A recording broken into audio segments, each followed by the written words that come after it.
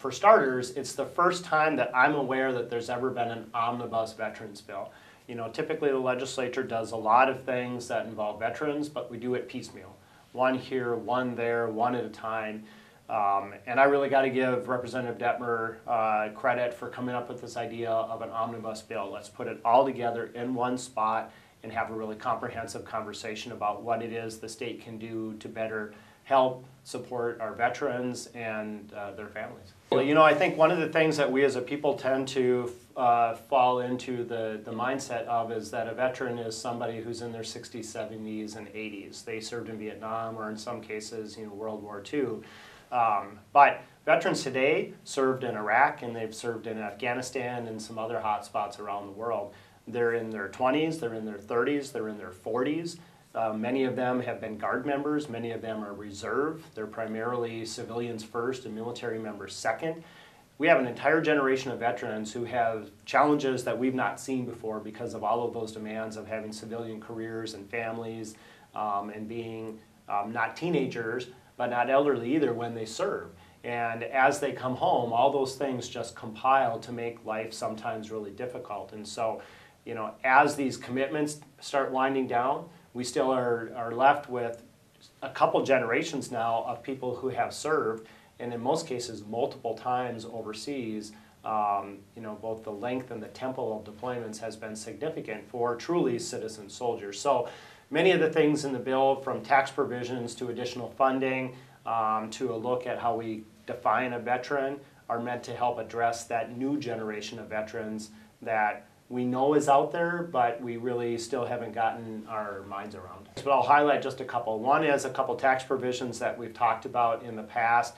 One is helping encourage military retirees to stay in Minnesota. A lot of states exempt that military retirement income. Minnesota has not, so we take a look at that. We also take a look through the governor's side of the proposal as how a veteran is defined.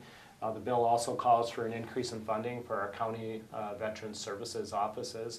And then the bill also highlights a couple different programs. One that we already have, the Yellow Ribbon Campaign, providing some additional support for that. And that's a really important campaign. It involves local units of government, it involves the business community, and trying to have a holistic look at how do we support these returning veterans. One of the things we know is that while unemployment was a significant issue for the past several years during the recession, in Minnesota, for most of that time period, it was almost triple amongst our returning veterans. So we've not done a good job of helping those folks find employment when they get back home. The bill also calls for some new things. For example, there's an honor and remember flag. This is sort of like a POW flag that most of us are now familiar with.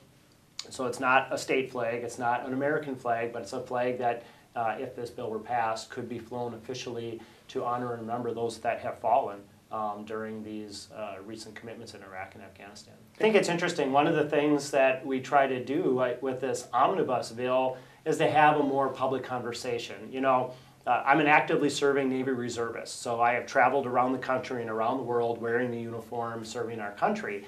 And I will tell you that Minnesotans are very supportive of our military and they're proud of our members, but in classic Minnesota style, we're not very public about it. You know, you go to other parts of the country, you're walking through the airport, people stop and thank you for your service. You know, on occasion somebody will offer to buy you, you know, a meal in appreciation. Doesn't happen in Minnesota very often. I've never known that to be a lack of support. I've just known it to be, we're Minnesotans. You know, we're reserved. We don't really fly the flag, as we would say. So putting this bill together, putting all of this in one spot, having hopefully a very public conversation about what we should be doing, what we should continue to do that we're already doing well, and what we might do in addition to help better support our veterans, I think is a conversation Minnesotans will welcome, but it's just kind of in classic Minnesota style, not one we've had that publicly before.